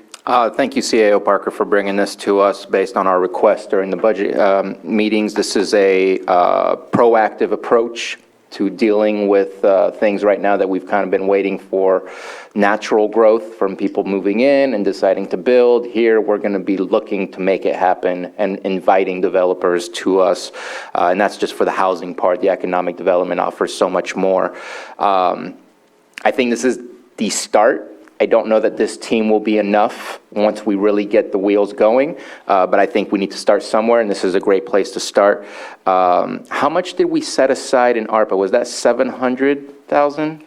Oh, no, he's not here. I know in the housing, we have almost 2 million. Was it set 2 million? aside. Mm-hmm. Okay. And, there he is. Stevens. Go ahead, Stephen, if you It can looks like unmute. he's and either give us- saying peace or 2 million. 2 million, sorry. 2 million. Stephen said 2 million. Or he was saying I got it right. Yes. Well, that's good. So that means that there's a lot of opportunity to, actually, it needs to be spent by the end of 2024. So that is a different conversation. But no, I think this is a great start. I guess I have a random question. Logistics, where? Where are we going to put them? Yeah. So I'm moving staff. You may have noticed that our lobby and administration is a little different than it was. We were moving desks. I do have a place not only for this person, but with the exodus of Mr. Sullivan, who might migrate a little earlier with his office. So those are 2 offices right there, and the analysts will figure out. But I think we have some opportunities. Stephen and I are looking at possibilities, but we're not going to let that hold up moving forward. So. One last comment. You mentioned trying to get the RFP out so that we Yes. can get something for them ready to go. Yes. I'm wondering, is that the right approach, or do we wait till we have that professional who has a bit more understanding and concepts of what those strategic plans are so that they can help us build it rather than having it ready to go? Just kind of not sure, just putting it up. Right. I think that in order to keep the momentum, that I can probably craft some assistance with some other groups, and Stephen was at some training last week. I think we can tap some of that energy to go forward. And we could even phase the RFP. The first part could be the second assessment, and the second part could be the actual development of the plan, so they'll have an opportunity. And when you have an RFP, if the scope, is modified or added to, then we'll do an addendum to the RFP. But I would like to see us get started on this sooner than later, because there is a lot of money through EDA coming down too, and I want to put us in that position, in a good position. Okay, just But of thought I'd course, I ask, will but thank you. defer to the board. Director Metcalf, and then after, we'll open it up for Crystal Martin. But go ahead, Director Metcalf. Yes, thank you, Mr. Chair. Good morning, Board. I just kind of want to piggyback on what Supervisor Pyska was saying, that I'm hopeful that this will be, all of the housing activities in the county would be centralized. And I would ask that some consideration be made about the administration of the housing continuum of care. As your board knows, my department oversees all of those activities, and it's, there's a lot going on there, and so I would hope ultimately, eventually, that would also be folded into this. So thank you. Thank you. Director Marketan?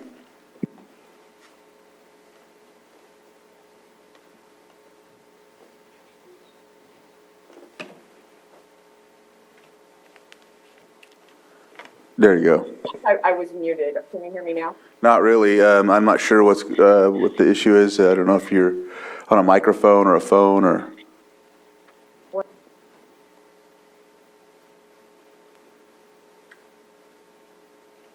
Be there now?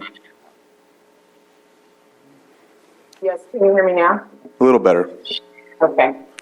I just wanted to comment. I saw this on the agenda, and I think it's overdue in this county. As your board is aware, I've brought this to the board on at least 2 separate occasions.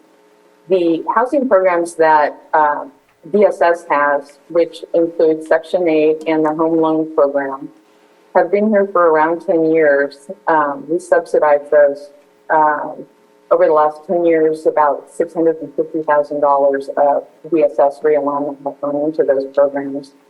And they would be far better managed in by a comprehensive housing department, essentially, for that county. And so I'm really excited to hear about this. We will do whatever we need to do to partner to make that happen.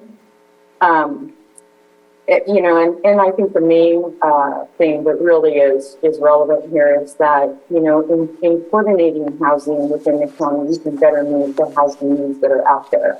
And we know that they definitely exist at this point. So CSF is more than happy to provide information and partner as this moves forward.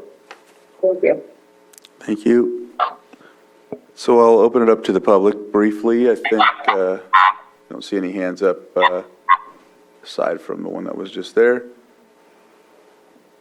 And I'm not seeing anyone in the chambers or in Zoom, so I'll bring it back to the board. It's direct staff. Yeah. So, are we, Consensus? do we have Yes? consensus? Yes. Yes. Thumbs up. To, begin the process and then develop the necessary documents for approval. I think we're all on board with that? No, it's a consensus because it's just direction, so, all right. I think we're good on that. I want to give Todd a hard time, but I won't. Tell him that he'll still have Collier. Oh. Because I know he wants to give that up really bad. Thanks for that. 7.3, consideration of a memorandum of understanding between Lake County and Golden State Connect Authority to engage consultants and implement the local agency technical assistance grant by undertaking responsibility for performance of the grant-funded work and authorize the chair to sign. And CAO Parker. Thank you, Chair. I'm very excited to bring this item forward. As you may recall, in August, your board approved a resolution and we submitted the application for the $500,000 grant to pursue fiber fiber design for our broadband program. And we received a notice last week. This is the next step. It's an MOU with the Golden State Connect Authority. They will then contract with a vendor and start the design. And we'll coordinate. The reason this is very exciting is there's another program that's going on right now, and that is this Thursday, we will be selecting the implementation consultant for broadband to move forward to update our master plan, and then incorporate the design and develop that timeline and a plan to implement broadband countywide. So this is all coming together all at once, and that's why it's very exciting. It's one of those economic goals this board has been, seeking to achieve since I've been here. So it's very exciting. All right. Supervisor Sabatier. Yeah, no, this is very exciting, something that we need. I just wanted to make sure, and I'm thinking this is going to be through RCRC because we're kind of all streamlining through that pipeline. Yes. But I was on a call yesterday for a bunch of federal programs that are happening. I just want to make sure that it's on their radar, not just something that we have to take care of on our own. But there's I'm not going to be able to tell you what the acronym stands for, but it's the BEAD. Has $42.5 billion, and allocations are expected to automatically happen, I believe, in 2023 and 2024, so that'll give us a whole chunk of change. And then the FCC is doing a broadband data collection, and as of November of 2022, there's going to be a review period for the locations of where their information is. We need to challenge those if there's a reason to challenge those. And I was telling them that we're kind of in the works of gathering that data. How do we challenge it? But there's only a specific timeline to challenge the FCC. So I just wanted to make sure that that was on your radar in case that we can get RCRC to maybe help us out with whatever that is. So the first challenge is for the location, and the second challenge will be the data. Where they say it's 3 megabytes or 10 megabytes upload, download, whatever. Right. So we'll be able to challenge the location of where broadband is available. We'll be able to challenge the data capacity for that broadband, and those will come in 2 separate reviews. But the first one starts in November 2022. But I think that having RCRC to help us out has been absolutely crucial. But things are coming down. Yes, if I may, Chair. Yes. Barbara Hayes from RCRC has been helping us, hand-holding through this process since they have the technical expertise and we do not. So I'm very grateful for RCRC in helping us get this far in this process. Right. Any other comments or questions from the board? Open it up to the public. And not seeing any hands up in the public or on Zoom. So we'll go ahead and bring it back to the board for action. Mr. Chair, I move that we approve the memorandum of understanding between the County of Lake and Golden State Connect Authority to engage consultants and implement the local agency technical assistance grant by undertaking responsibility for performance of the grant-funded work and authorize the chair to sign. Second. So I have a motion and a second. All in favor? Aye. Opposed? And motion carries. All right. Next, 7.4, the consideration of a side letter to the Lake County Correctional Officer Association Memorandum of Understanding, October 21st, 2021 through June 30th, 2025. And this is HR Pam Samick, HR Director. And Is she on?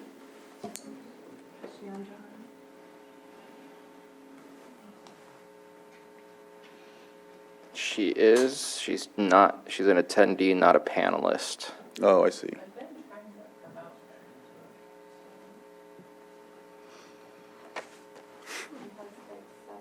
Oh, and there's Norm Taylor as well.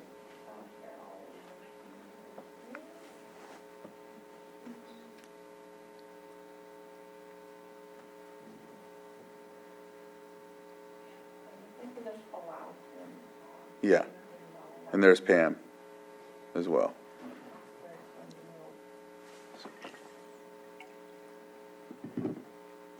So we'll go ahead and open it up to Captain Taylor.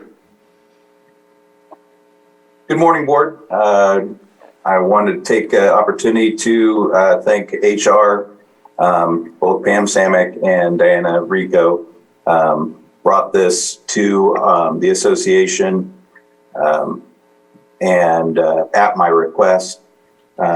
It's a pretty straightforward adjustment of the MOU and some of the protocols that had been in place previously that weren't codified in any sort of MOU or procedure. So we wanted to go ahead and go through the process, give the association an opportunity to weigh in on some readjustment of how we assign deputies. And so we did that and came up with this letter. Be willing to answer any questions you have regarding that. All right, thank you on that. Pam, did you have anything to add on that?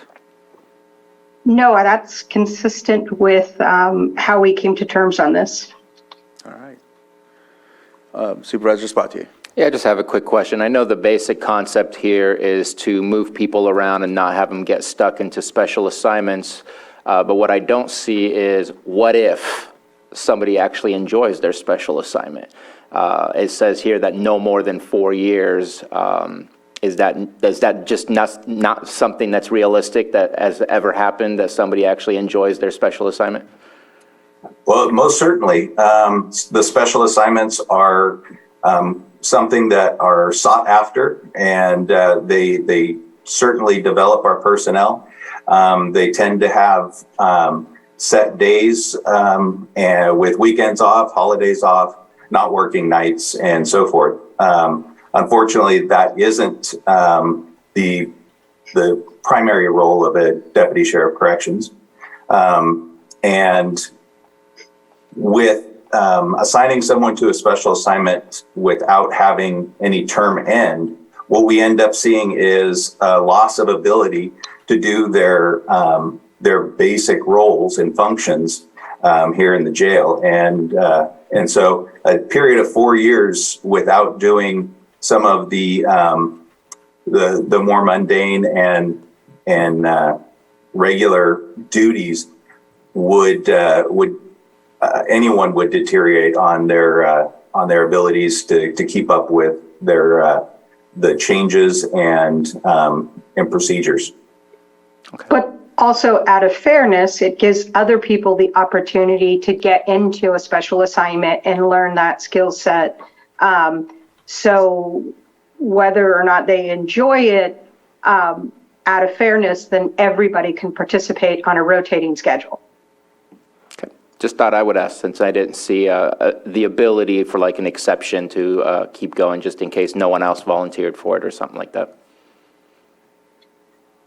That is some wording in there, but they're toward the bottom, I believe, of one of the paragraphs. If we do not have a qualified person to replace the staff member that's working in a position, then management would review that on an annual basis to ensure that there isn't someone who seeks to fill that role and is qualified. Okay. I didn't see that as an exception, but I appreciate the clarification. All right. Any other questions from the board? Hearing none, I'll open it up to the public. Not seeing any in the chambers or online. I'll bring it back to the board for action. Mr. Chair, I move to approve the side letter for the Lake County Correctional Officer Association MOU from October 21st, 2021 to June 30th, 2025. Second. I have a motion and a second. All in favor? Aye. Aye. Opposed? And motion carries. Thank you, Captain Taylor. Thank you, Director Samick. And we'll move on to our next item. 7.5, consideration of the following advisory board appointments. Lakeport Fire Protection District Board of Directors, Lucerne Area Town Hall, and Lower Lake Cemetery District. And should we continue the Lower Lake Cemetery District? And I know Lakeport's in your district. You're comfortable with moving forward today? Okay. And I will go ahead and state the person that I would like to choose for Town Hall would be Melanie Lim, out of the two that are listed. And I think there's just one for the fire board, right? I think it's just, Technically, I didn't get the last part of the agenda packet printed out, and I apologize. I'm going to have my tablet next time. I'm going to be all organized. If there is just one applicant listed, then obviously that's going to make any discussion easy. And I was the liaison to the fire district when I was on council. They are going through a time of transition. Their new chief starts on November 1st. Very excited to see that coming on. But we need a full board to support that new chief. So totally willing to move ahead with the proposed application. okay. I'll open it up to the public briefly in case there's any comments about the applicants. And not hearing any, I'll bring it back to the board for action, and we can make this all in one motion. No, actually, okay. So for the Lucerne Area Town Hall, if someone can make that motion for me. Or actually, no, I'm sorry, Lakeport Fire Protection District, we'll start with yours because it's at the top, so. All right. Well, I don't have a motion in front of me. I'm not even sure which applicant I'm William purporting. Thank you. Yeah. Which one? William Gabe.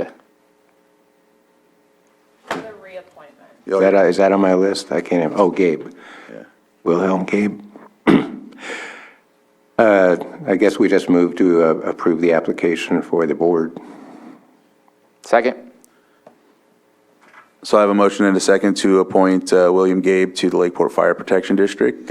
All in favor? Aye. Aye. Opposed? And motion carries. And then, Mr. Chair, I move that we appoint Melanie Lim to the Lucerne Area Town Hall. Second. I have a motion and a second. All in favor? Aye. Aye. Opposed? And motion carries. And we will continue postpone the Lower Lake Cemetery District to a later date, either next week or the week after, and we'll go from there. So that closes that. It looks like next will be our calendars. And so we will start with Supervisor Sabatier. Are you ready? Sure, why not? Tomorrow I have a special meeting for LTA. I believe it's supposed to be closed session only, so not even sure what we will be discussing until it happens.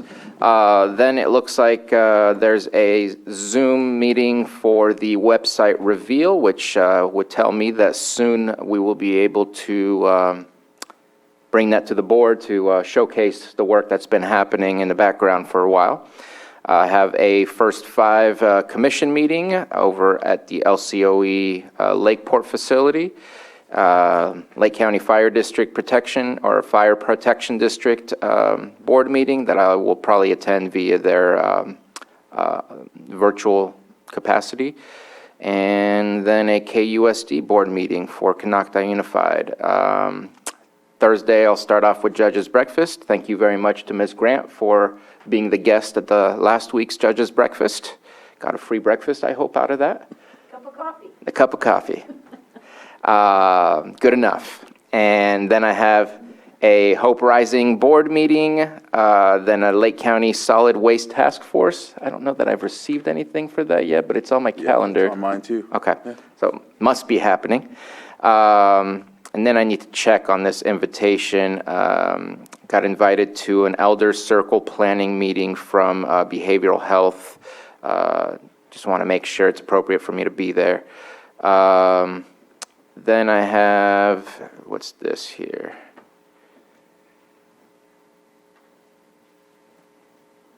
I don't know what that is, so I'm just not going to say anything quite yet about that. Then I have another Hope Rising subcommittee meeting happening on Friday, meeting with Lakeport students through an invitation for the ACT program that Hope Rising is operating. I forget what ACT program stands for, but it's like a youth city council. I'm sure that you've seen them. And the youth reached out and wanted to speak with me. And then better bring your A game. They're good. They'll tell me apart, tear me to pieces. And then I have a housing navigation meeting later on in that afternoon. And I believe I'm doing trunk or treat that Saturday in Clear Lake that the city is putting on. So come get your candy in Austin Park. I'm sure it'll probably start at around 5 p.m. I don't have the dates, but I will be there. And then looks like I only have the interim CAO meeting on Monday at this moment in time, and then back here for the... Interim? Sorry. Well, that's what it says, because we need to ask staff to change that. I apologize. We need to talk to your chief of staff. My chief of staff will work on it, then it'll never change. And then back here on the 1st for our board meeting. Now I'm embarrassed. That's always my excuse. I'm going to fire my chief of staff. I don't have one. I'm glad I'm not the only one with that on my calendar. We'll go with Supervisor Green. My calendar is so wide open. It's scary.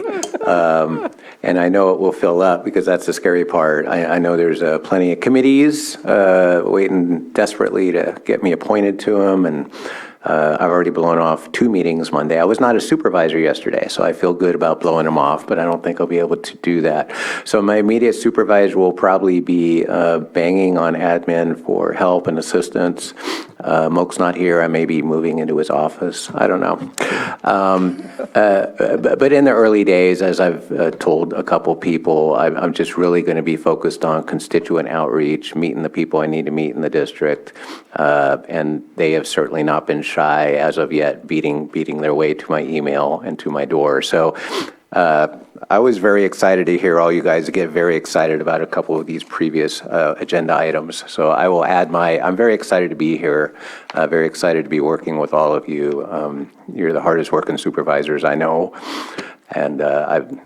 And that's no diss to some other people I've seen in action, both here in Lake County and outside the county, and just really excited for what lies ahead.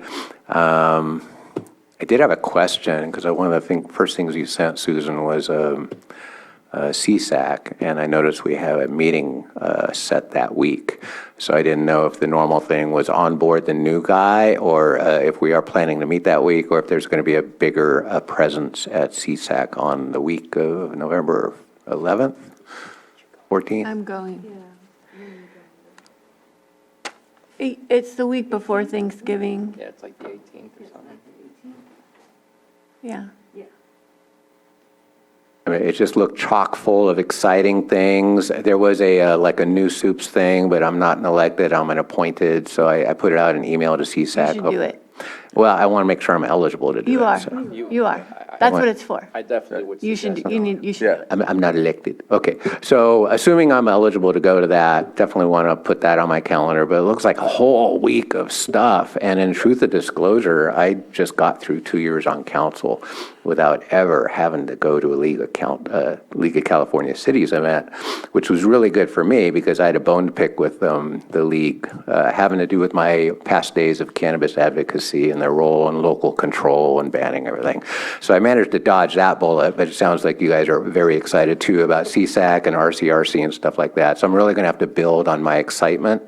So I do, pending other direction and other needs, I am anticipating going down there for the full week and getting immersed. We were in classes with people that were appointed, so you should go. Okay, then I'll be working with Susan and staff to get myself down there.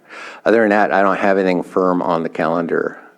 So if you guys need to bring something back, like I know you guys were divvying up those emergency calls, so hopefully you guys are off the hook on that. I also have the Zoom link that I can give to you for your Scotts Valley Advisory Committee as well. So that'll be. Yeah. So I don't know how much of those need to come back, since I know you brought them to the board in a certain sense. I don't know if they have to come back to the board. So whatever you got to do to unwind the interim nature of what you guys were covering, let's do that sooner rather than later. And that's my calendar for now. All right. Thank you. Okay, so tomorrow morning I have agenda review. The air curtain burner is getting fired up by South Lake Fire for the first time for the fall. So there's a lot of wood that's been accumulating. That's going to go from 8 a.m. to 4 p.m. So that's really exciting. At 11:30, I have our home hardening meetings have turned to biweekly with NCO and Cal OES. Thursday, meeting with the CPUC Commissioner, governing board meeting for Area on Aging. Friday, I know all of us were invited to speak with the realtors, so I'm going to do that for us. And I have a meeting with our weekly tree meeting with Scott and the Connaughton Fire Safe Council. Gosh, I have no events this weekend. And then Come to trunk or treat. that's okay. I'm good. I'm going to enjoy this weekend with my family. Meeting on Monday with CAO Parker, and then, of course, it is Halloween, so I will be out and about avoiding peanuts like nobody's business. I'm back here on the 1st. All right. Tomorrow we have agenda review, and then the website, what is it called? The website review or reveal? That's what I didn't want to say the wrong word, but yes, website reveal. Thursday, we have I have a meeting with the CPUC meeting, right? That's in the morning, and then after that, Lake County Solid Waste, AAA Governing Board, and then I'll be meeting at Clogba for Clear Lake Oaks Glenhaven Business Association. They have a monthly meeting, and so I'll be there. I think Congressman Thompson will be there, so it'll be an interesting one. Friday, I'll be meeting with the group Flock. I'm looking to try and reposition some cameras that are redundant, and so got some areas that have high need. I've already put in requests to them, but I really need to get these associated in different areas so that we can help. The dumping issue is still going on despite the cameras, but at the same time, if we can get these positioned properly, it can help with some of that. Won't say the areas, but we'll go with that. Let's see. Monday, CAO meeting, and then back here on Tuesday for the Board of Supervisors meeting. Do you mind if I add one thing? Yeah, go ahead. I just, in case people are listening, I know everybody's receiving their property tax bills. I've already received some phone calls about that. I would say, please call the assessor's office to understand why changes have occurred if you have questions. I know I'm not able to respond and give you specifics, but I know that last year that helped out a lot of people in understanding why changes, maybe large changes occurred. I know that people are reaching out to their supervisors, but we don't always know the exact specifics as to why something has occurred. So if you have questions, please call the assessor's office. Thank you. All right, with that, we will go into closed session. Our 8.1 is conference with legal counsel, significant exposure to litigation pursuant to Government Code Section 54956.9D2E1, one potential case. And I'll reread 4.2, which is conference with legal counsel, existing litigation pursuant to Government Code Section 54956.9, subdivision D1, City of Clear Lake versus County of Lake et al. And with that, we'll go into closed session.